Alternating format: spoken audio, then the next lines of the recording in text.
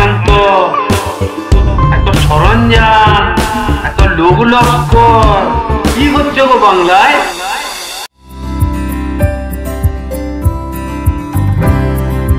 পশ্চিমবঙ্গের মাননীয় মুখ্যমন্ত্রী মমতা বন্দ্যোপাধ্যায়ের অনুপ্রেরণায় গ্রামীণ সড়ক যোগাযোগ ব্যবস্থার উন্নতিকল্পে এক অনন্য কর্মসূচি পথশ্রী রাস্তাশ্রী প্রকল্প।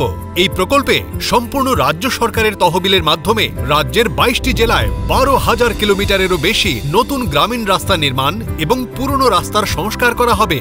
বিটুমিনাস রাস্তা, কংক্রিট রাস্তা এবং অন্যান্য ধরনের রাস্তার নির্মাণ এবং উন্নতি সাধন করা হবে। জব কার্ডধারী সাধারণ কর্মপ্রার্থীরাও কাজ পাবেন। স্কুল, কলেজ, হাসপাতাল সব ক্ষেত্রে যাতায়াত সহজতর হবে। রাজ্যের প্রতিটি গ্রাম পঞ্চায়েতের মানুষ এতে উপকৃত হবেন।